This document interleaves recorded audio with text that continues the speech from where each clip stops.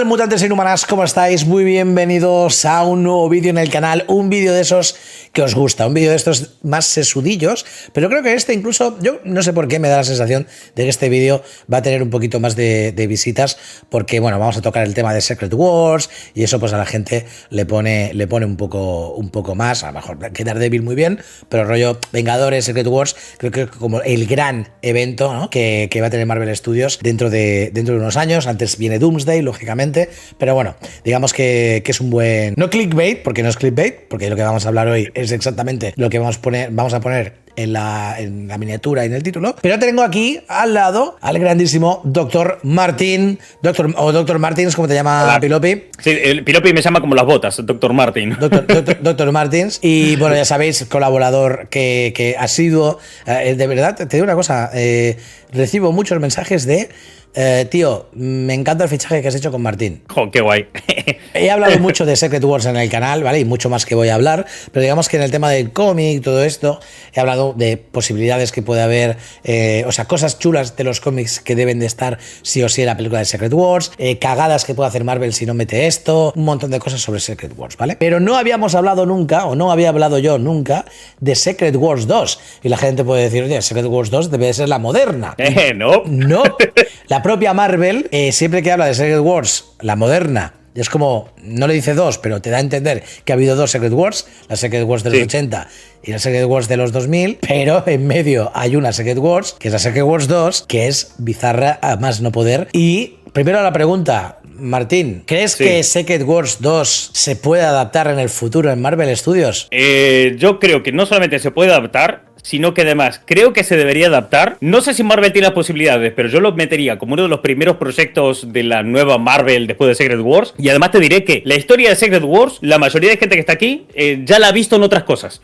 O sea, la historia que cuenta este cómic ya se vio en Star Trek, en Twilight Zone, en Los Simpsons, se ha visto en películas míticas de terror. O sea, es una historia tan clásica y básica que yo creo que lo pueden adaptar de sobra, de calle, de lejos.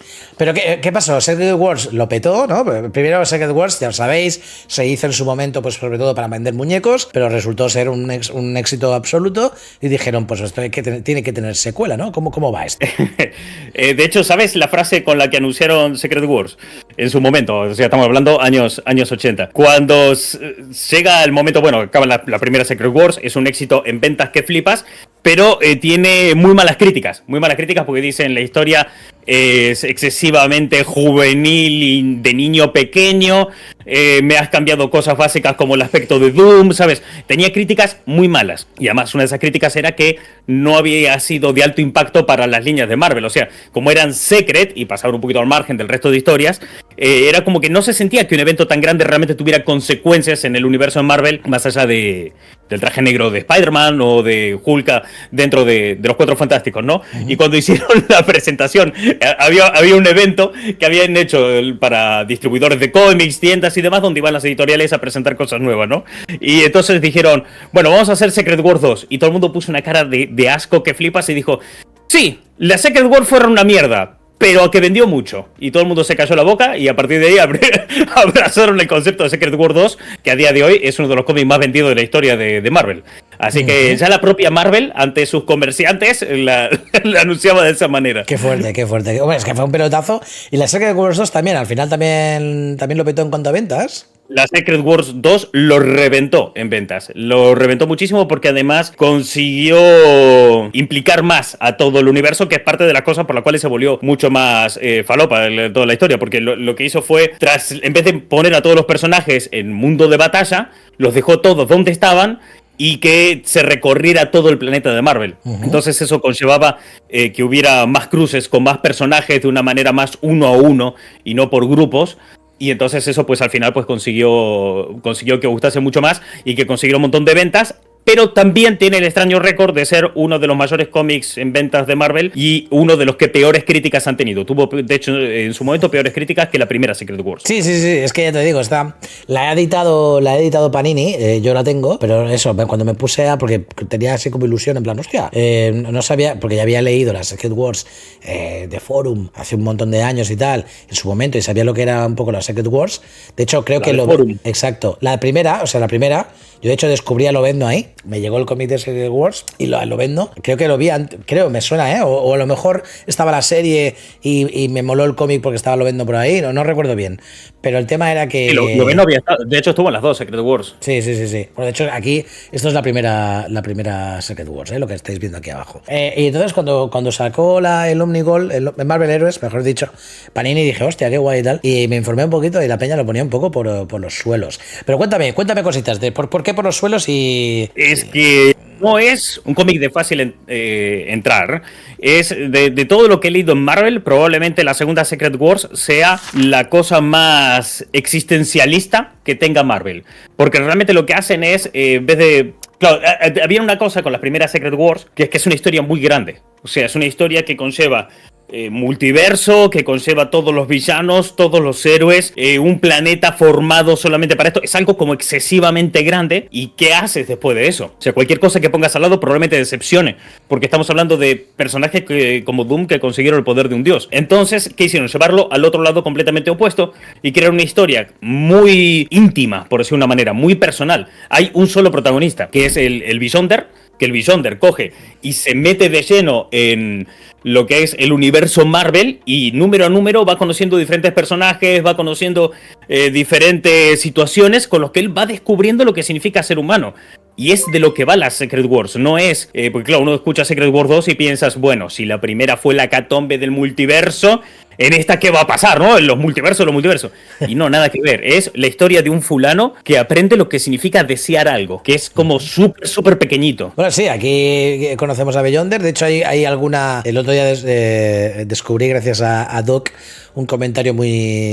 Dijo, hostia, esto puede pasar en la película de Secret Wars, porque pueden adaptar una cosa muy chula de Secret Wars 2. Luego hablaremos de ello, eso supongo que lo tienes en el guión, ¿verdad? Sí, lo tengo. De hecho, mira, para ir entrando en materia y para poder acercarnos a eso, mira, te pasé ahí unas imágenes. Sí. Me gustaría poner la primera imagen ahora para que ya sea como una bofetada en la cara a la gente, ¿vale? ¿Qué demonios es esto? Es una mezcla de muchos personajes, ¿no? Claro, verás. El personaje que tienes ahora en pantalla es el Beyonder. Los que conozcáis la primera Secret Wars, o bueno, haciendo un resumen rápido, supongo que en el canal ya habrás hablado otra vez del Beyonder. Digamos que el Beyonder se presenta en las primeras Secret Wars como el todo, ¿no? Digamos que la suma de todo lo que existe en todo el multiverso es el Beyonder, ¿no? Él forma parte de una raza que se llama exactamente igual, que son los Beyonders, que fueron creados por los Celestiales, que viven en su propia dimensión, y son unos tipos que son muy poderosos. Cagan cubos cósmicos. Sí, poco le falta. Son gente que ha conseguido doblegar a personajes como el Tribunal Viviente. O sea, son muy poderosos, son muy fuertes. Y entre todas estas creaciones y cosas que habían generado,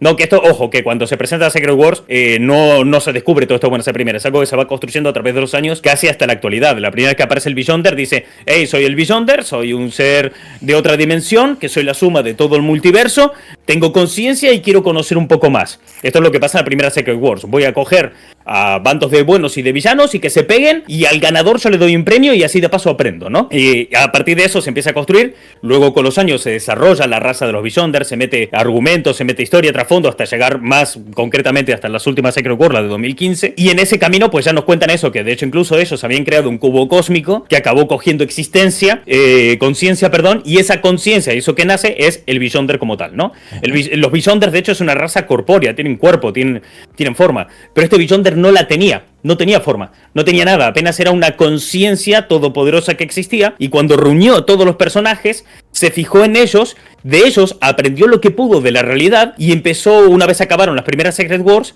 empezó a preocuparse porque era lo que estaba viendo, porque era lo que estaban transitando estas personas. Entonces decide tomar forma física porque se quedó impresionado de que todos deseaban algo, de que realmente querían ganar para conseguir algo, y dicen, ¿qué es esa motivación que puede llevar a un ser vivo a hacer esto, ¿no? A enfrentarse, a luchar, a tener motivaciones en la vida. ¿Qué significa el concepto deseo?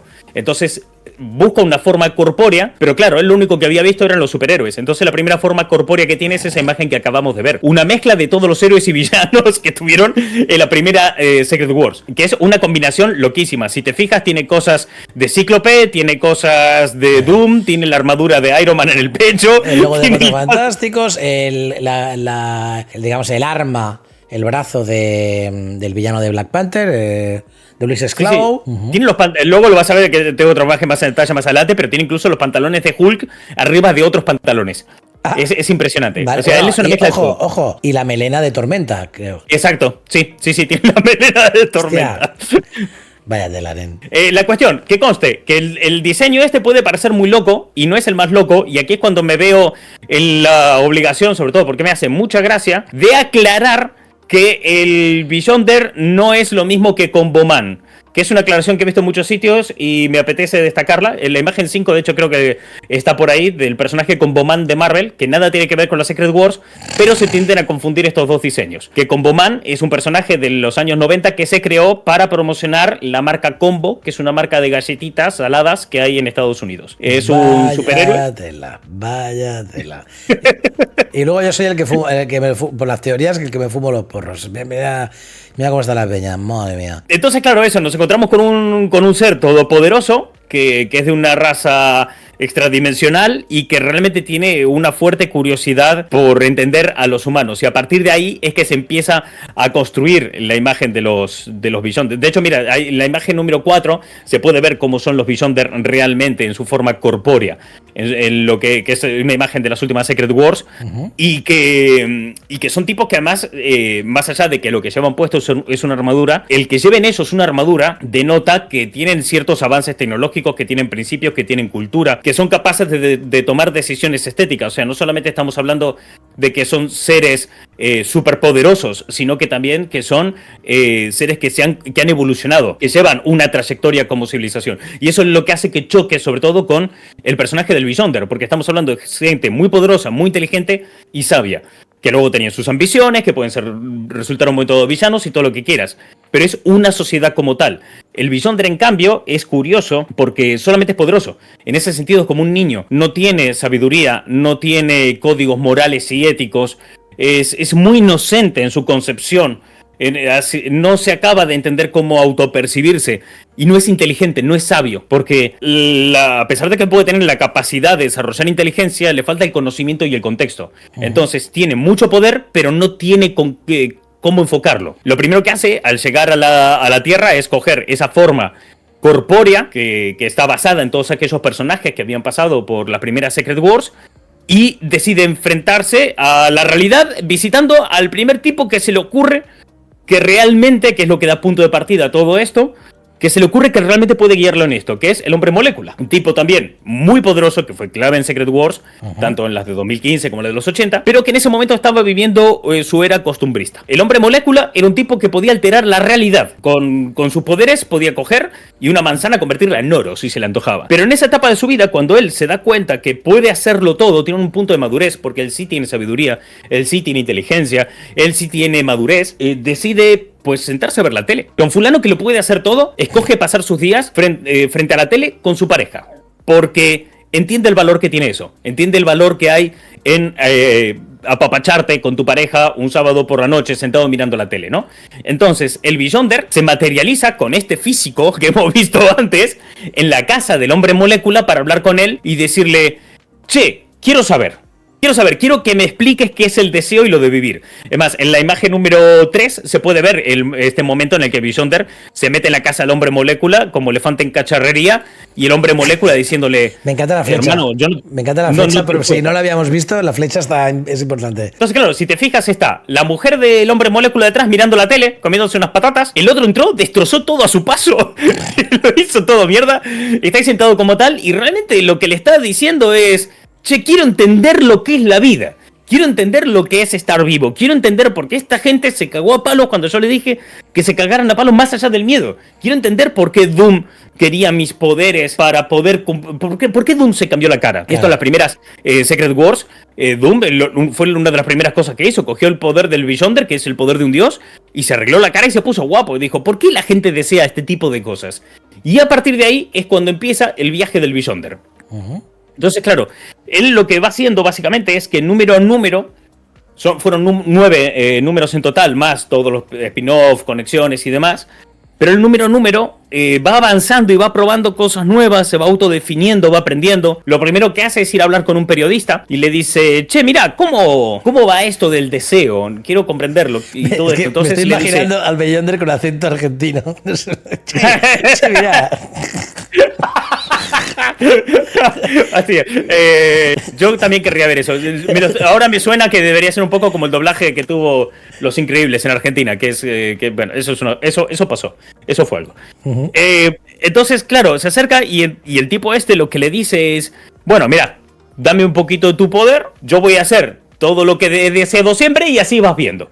Porque todo el mundo que le pide consejo más o menos le va diciendo lo mismo y es la única manera de aprender sobre la vida es experimentándola, es atravesándola.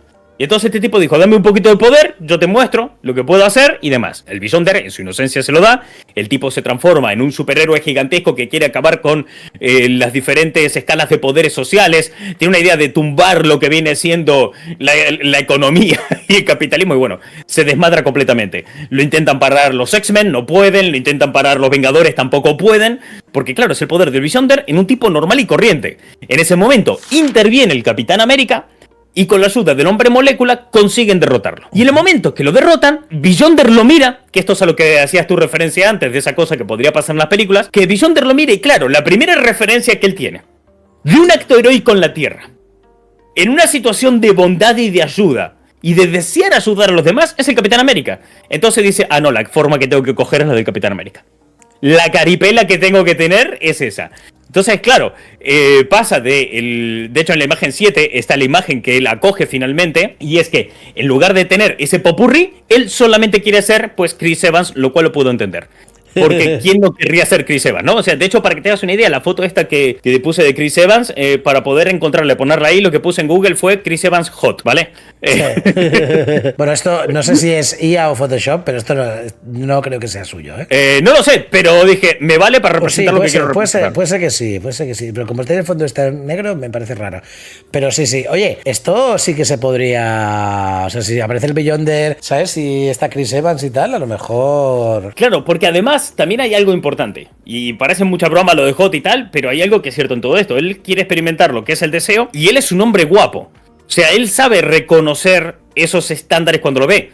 Hay un agravio comparativo. Él ve la forma física del Capitán América, la compara con la que él ha acogido y dice, no, es esta la que tengo que llevar. Es esta la manera que tengo de ser, de enfocarlo al mundo. También hay que tener en cuenta que en su concepción, el Capitán América, en sus orígenes, cuando nace, él físicamente es un poco la representación de sus valores. Es moralmente perfecto. Y físicamente en aquel entonces, cuando se genera contexto de Segunda Guerra Mundial y todo eso, también era un estándar de belleza. Hay algo de eso ahí, del deseo y todo el tema, y por eso también creo que Chris Evans podría ser un papel por el que pudiera volver, porque además una de las cosas que ha dicho Chris Evans es que estaba un poco hasta la pelota del buenísimo que tenía que interpretar en el Capitán América, que vuelve para ser de la Antorcha Humana, porque le permitía hacer dentro de Marvel cosas que el Capitán América no va a poder hacer nunca, como todos esos insultos que lanza y demás. Claro. Y el Beyonder tal vez puede ir por ahí, porque el Beyonder, a medida que va avanzando, se va dejando llevar por los placeres de la vida. Es más, tengo por aquí esta imagen, que es durísima. O sea, vosotros fijaros, primera página, o sea, no me estoy diciendo, primera página. Esta imagen es durísima. Estamos hablando del Capitán América, la imagen del Capitán América, tumbado en la calle, borracho, delante de un cine porno. Esta imagen juega más duro que nadie. ¿Eso? ¿Por qué? ¿Por qué? Bueno, pues porque es un ser inocente. Claro. Claro, que empieza a experimentar la vida. Él lo primero que hace es decir, vale. Lo primero que hace es, joder, pues ir al porno. Saber. No, porque lo primero que hace él es ir junto de Peter Parker. Busca una imagen de un ser humano que realmente le pueda enseñar. Peter se asusta, porque aquí los Vengadores empiezan a tener algo, que es que cuando ven a ese periodista que han derrotado y demás, dicen, uy, el Beyonder está en la Tierra. Y esto es clave, esto es un momento clave para toda la historia. Todos los héroes y villanos se cagan vivos ante la idea de que el Beyonder está en la Tierra. Realmente están acojonados, quieren buscar al Beyonder y se lo quieren bajar porque le tienen miedo. Claro, cuando Peter Parker lo ve y ve que se le acerca, se acojona un montón, porque entiende que es el Beyonder por sus poderes, pero físicamente es un hombre rubio guapo que se le está acercando y le pregunta ¿por qué nos vestimos? Eso es lo primero que hace. La primera pregunta que le suelta a Peter Parker es ¿por qué nos vestimos? A partir de aquí empiezan a desarrollar una conversación donde le empiezan a pedir más explicaciones sobre el sentido de la vida y demás, y él dice, yo no tengo nada más que ofrecerte esto, no soy tan listo ni culto para lo que tú quieres saber, ¿por qué no mejor te vas a hablar con Reed Richards? Y dice, vale, en ese momento los Cuatro Fantásticos están teniendo una batalla en la calle, se están cagando palos con un villano, aparece el Beyonder en mitad de la pelea, él pisa a Reed Richards y le dice, ¿por qué nos vestimos? Claro, imagínate Red Richard en esa situación. En plan, ¿quién es usted? Déjeme en paz, señor, suélteme el brazo, ¿no? Entonces, en ese momento, le empieza a intentar explicar, pero sigue sin encontrar respuestas porque, claro, Red Richard se va al otro extremo de Peter Parker y empieza a saltar cosas súper profundas, súper, ¿cómo decirlo?, súper científicas. Extremadamente filosóficas. Entonces, cuando va avanzando en todo esto, se da cuenta de que una de las cosas que había era que ayudaban a la gente, ¿no? Que ellos se molestan en ayudar a la gente y tirarse adelante. Entonces, en este punto de ayudar a la gente, intentan ayudar a una señora por la calle que le estaban robando. Y esto es así. O sea, toda la serie es esto. En ningún momento penséis que llegaremos a un punto final que yo os diga: ¡uy, la guerra secreta! No. Todo el cómic es esto. Él peregrinando de punto A a punto B todo el rato. Se acerca una señora, esta señora les habla de los héroes de alquiler y se va junto de los héroes de alquiler. Y los héroes de alquiler pues le enseñan que lo más importante en esta vida no es el deseo ni nada de eso, es el dinero. Porque sin dinero tú no te puedes manejar, tú no puedes avanzar, tú no puedes hacer nada. Entonces a partir de ahí dice: uy, necesito dinero. Y esa búsqueda de dinero y de cómo crearla, porque empieza a generar lingotes de oro y billetes tirados por aquí, hace que llame la atención de unos mafiosos que dicen: uy, este tipo es un idiota y tiene un poder que me viene muy bien. Y entonces los mafiosos lo acogen, lo apadrinan y le enseñan los placeres de la vida. Y ahí es como él acaba bebido, borracho, tirado en el suelo delante de un cineporno. Pero por el medio también va a apuestas de caballo, también va a tener fiestas de lujo que flipas. O sea, se le va completamente de las manos. Claro, Beyonder conoce a Charlie Sheen, ¿no? Sí. Queda poco. Charlie Sheen le diría: mi respeto, señor Beyonder. Usted sí sabe vivir la vida. Llega un momento que el Beyonder ya no puede ofrecerle nada más a los mafiosos. Y a partir de ahí empieza una escalada loquísima donde el Beyonder empieza a intentar avanzar cada vez más en la vida para intentar conseguir algo, y a medida que va avanzando se va autodefiniendo y va cambiando un poco su imagen de esa imagen original del Capitán América. De hecho, muchos a día de hoy lo que dicen es que si el Beyonder aparece en cines, el mejor fancast sería Henry Cavill. Porque él realmente se altera físicamente. Es más, en la imagen 8 podemos ver cuál es la imagen final de él que acaba teniendo, pero es una imagen que él ha decidido en ese autodefinirse y cómo se autopercibe a base de ir conociendo la experimentación de la vida, ¿no? Cuando él llega a este punto, los mafiosos le sueltan un poco la mano diciéndole: mira, ya no podemos sacar nada más de él. Y además el capo de la mafia dice que realmente le ha cogido cariño como un hijo, y que entiende que como todo hijo en un momento tiene que volar y abandonar el nido, ¿no? Y entonces a partir de ahí él empieza un viaje en solitario donde no encuentra satisfacción en ningún lado y se da cuenta que la satisfacción que tenía el hombre molécula pasaba por el amor y que él estaba enamorado, así que decide buscar el amor y lo hace de la manera menos sana posible, que es que coge a Dessler, la secuestra y la obliga a enamorarse de ella. Muy bien. En un punto en el que él ya había doblegado a todo el país, había doblegado a todos los gobiernos y había cogido todo el dinero posible, que era lo que Luke Cage le había enseñado, ¿no? O mejor dicho, lo que él aprendió de Luke Cage. De hecho, en la página 9 hay algunos de los momentos en los que él tiene a Dessler de su parte, de su mano, y cómo le busca sitios y le intenta poner un lugar especial para ella, cerrado en una cúpula en el espacio y demás.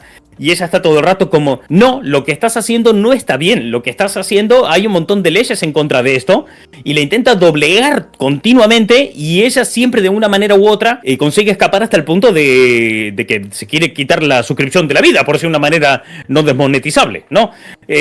Busca esa parte de apartarse. Entonces, claro, él, al no poder encontrar el amor, ni siquiera forzándolo, sigue en este experimento que al final lo que tiene son consecuencias. Al final se encuentra en un punto, en el Beyonder, donde ha doblegado a todo el mundo y cada vez, como un niño pequeño que va experimentando, acaba generando en el mundo bastantes conflictos, altera los equilibrios naturales. Él incluso llega a comprender eso, llega a comprender que la imperfección que nosotros tenemos es lo que nos empuja a tener deseos.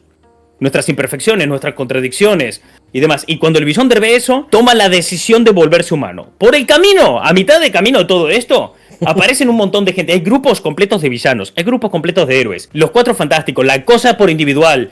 Va Mephisto, va todo Cristo a intentar reventarlo a palos.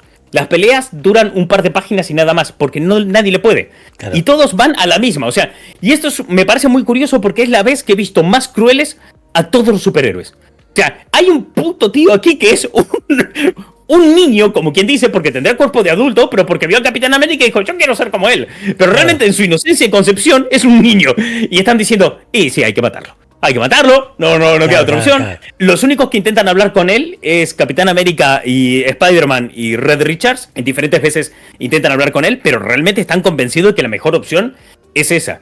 Llega un momento en el que él, hacia el final de la historia, dice, porque claro, en el camino de todo esto, este personaje se había vuelto tan poderoso y había tan malas críticas que los editores de Marvel estaban un poco como, me tenéis hasta la polla, bajaros a este fulano, no me gusta, lo tenéis que matar, ¿Sí? no me vale. Y entonces buscaban las maneras de darle una muerte y una salida digna. Bajo mi criterio fallaron estrepitosamente de cómo sacarlo de la historia, porque el final de la historia es que él se da cuenta que la única manera de conseguir entender el deseo y entender los humanos y poder vivir con normalidad es renacer como un humano todopoderoso. O sea, mantener sus poderes, pero que sea humano. Porque entiende que la muerte es parte de lo que le da sentido a la vida. Y esto, que conste, en todas las cosas falopas que hay por el medio, se da cuenta de esto porque mata a la muerte. En un momento dado, su poder dice, uy, la gente está muriendo, eso es una putada, yo no quiero que nadie se muera. Mira, Dessler, que quería morir. Bueno, pues me mato a la muerte. Claro, cuando mata a la muerte, todo pierde sentido. Mephisto se indigna. Los celestiales están como, ¿qué estás haciendo? Está todo el mundo loco con este rollo. Y dice, bueno, vale, me pasé. Y la resucita. Pone una nueva muerte en su lugar y que se quede ahí. Entonces, claro, en mitad de todo este proceso decide construir una máquina que lo va a transformar en humano y tiene que renacer como humano. Y en el momento de que están como bebé, ¿vale? De bebé que se está incubando en un sitio, llegan todos los vengadores y villanos y dicen, es un bebé, es el momento de matarlo. Hay que hacerlo. A un bebé le podemos. Y atacan todos la máquina, no consiguen romperla del todo y dice el hombre molécula, pues ya está, la mierda, me lo cargo yo. Y lo matan siendo un bebé, lo destrozan. O sea, realmente hay una escena de que están levantando el cadáver de un bebé y dicen, pues ya está, se murió. No, ¿en serio? El hombre molécula se arrepiente de eso y el Capitán América le dice, no, era lo que tenías que hacer. Por algo es uno de los cómics más polémicos que hay dentro de Marvel. Guau, tío, qué fuerte, macho. Oye, la imagen 10 y 11 la tenemos ahí. Sí, el tema. ¿Qué pasa? Que esto, que parece tan loco, tan existencialista y tan extraño dentro que parece una historia que no tiene ningún tipo de sentido, es lo que decía antes. Esto ya lo hemos visto muchas veces en el cine. Hay historias que son idénticas. En la imagen 10 hay algunos ejemplos. Traje 5 ejemplos que más o menos la gente, por si alguien lo quiere ver, dice, che, no me apetece esperar a ver Secret Wars 2 en el cine, que a lo mejor no sale hasta 2040. Quiero verlo ya. Bueno, pues estas 5 historias, que creo que también es muy buena base para entender cómo Marvel lo podría llevar al cine, son buenos ejemplos. Todas estas historias parten de lo mismo, desde diferentes perspectivas, que son niños con superpoderes que doblegan a todo el mundo a su voluntad, y a partir de ahí se construye una historia dura, una historia jodida. La primera, sí, yo creo destacable, las dos más así destacables con peso en la cultura pop actual son It's a Good Life, que es un capítulo de la tercera temporada de Twilight Zone, una serie de ciencia ficción clásica buenísima, donde pues un pueblo entero hace lo que un niño quiere porque le tiene miedo, porque con sus poderes mentales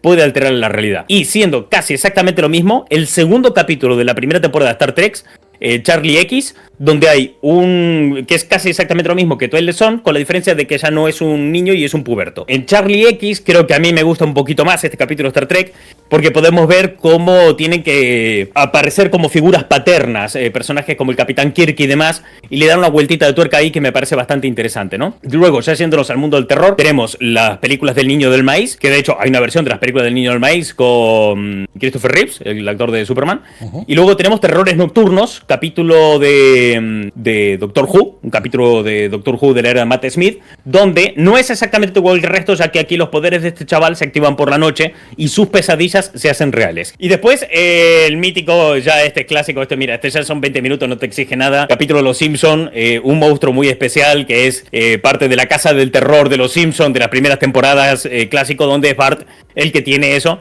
y al igual que en las otras historias, Homer es el que tiene que intentar que Bart se comporte, ejerciendo de padre hacia él. Todos los elementos que están en estas 5 historias, y hay un montón más en la historia de la ciencia ficción, están dentro de Secret Wars 2 y es el mismo arquetipo de historia. Pibe superpoderoso que tampoco es tan listo ni tan, solamente es un inocente desbordado de poder, y todos tratan básicamente el mismo tema, de que cómo te puede corromper el poder.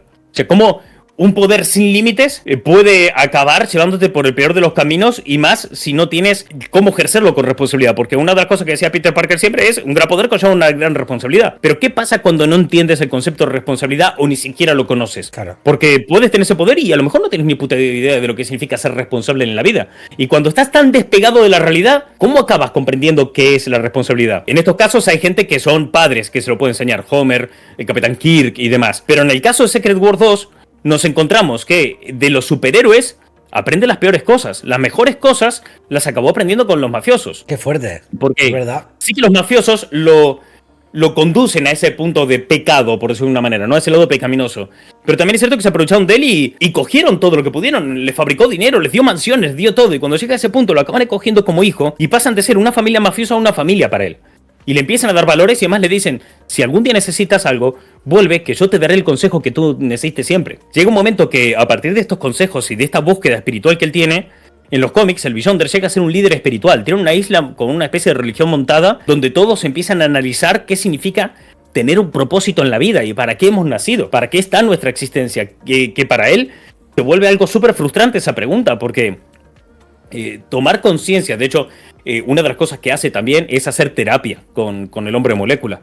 Él va a terapia y entiende sus orígenes. Sus orígenes le frustran porque son orígenes mucho más caprichosos que el de cualquier otro.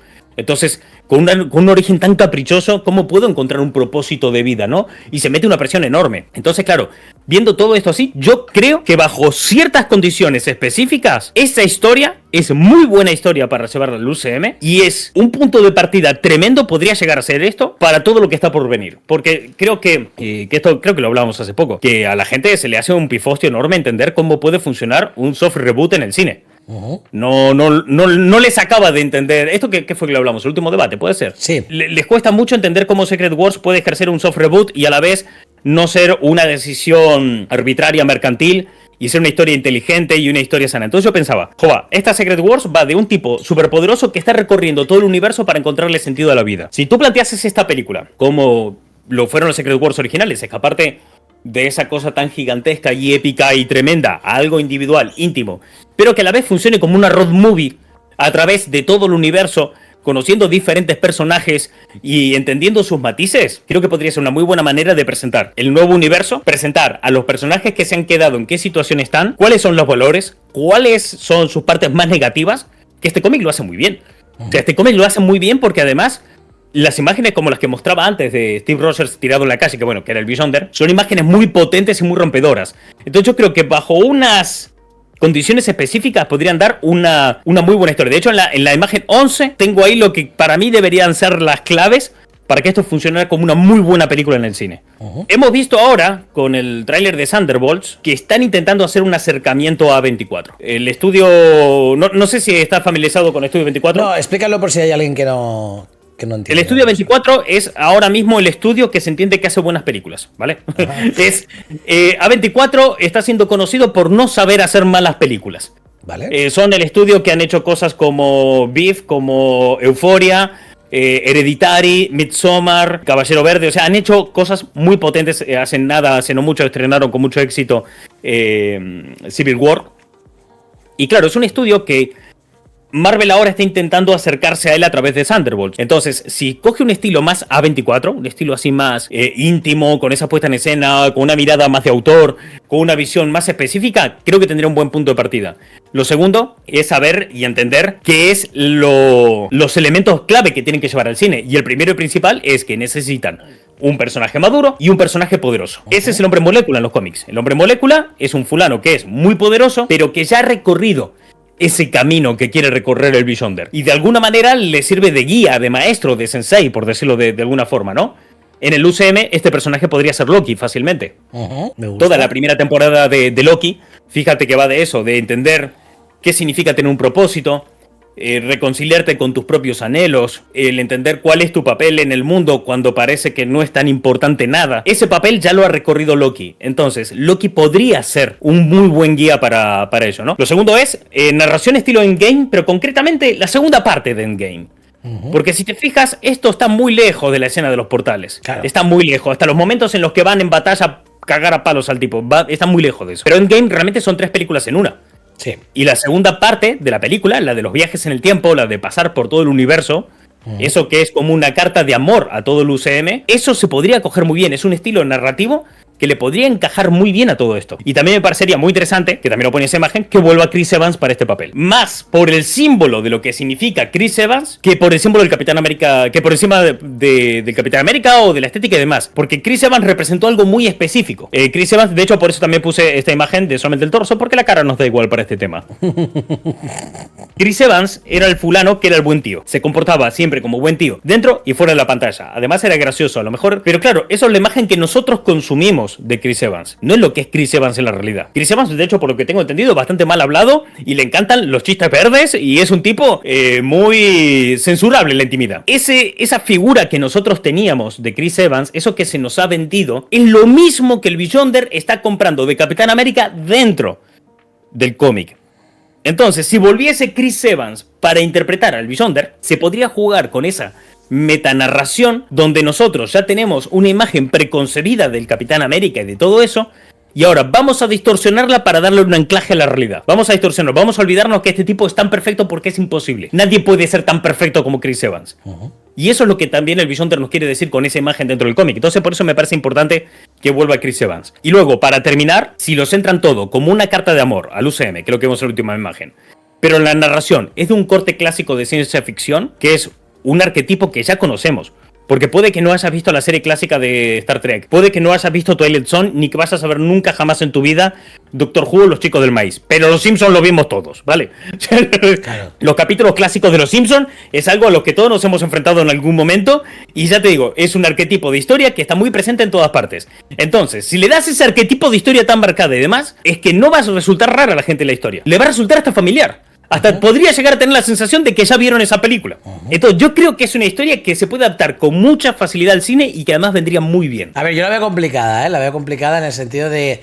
No la veo tanto como Secret Wars 2. Creo que la veo más como Beyonder, por ejemplo. Es que el cómic, no sé por qué se llama Secret Wars 2, porque para empezar, ni es secreto ni hay una guerra. O sea.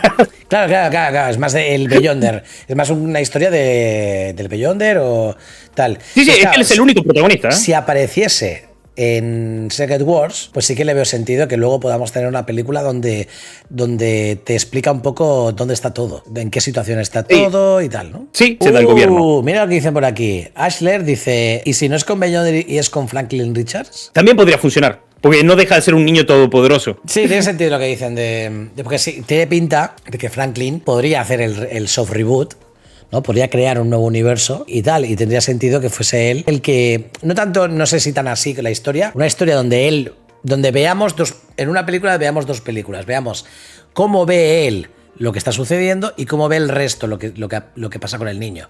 Porque además es que la parte esencial, lo que sí o sí tienes que adaptar al cine es un viaje introspectivo de un personaje inocente y todopoderoso, que lleva muy mala frustración, que esa es otra característica de él. Si eso es lo primero y principal que tienes que adaptar. Lo segundo, tiene que tener un guía que ya haya recorrido el camino que él quiere recorrer. Y lo tercero, el universo Marvel, entendiéndolo ya como personaje casi, ¿no? Como ser consciente, por decirlo de alguna manera. Con que pongas esas tres cosas, te llega. Porque el resto pasa más anecdótico que otra cosa. Franklin Richards podría ser muy buena. Franklin Richards y Loki y tal, paseando por el universo Marvel, sí que podría estar. Sí. Lo que pasa es que, ¿cómo se le llamaría este? Claro, el problema es ese, que le llama Secret Wars 2. No, es que no se llamaría. Ya ni en los cómics gustó mucho en su momento. O sea, estamos hablando que este debate de si debe llamarse Secret Wars 2.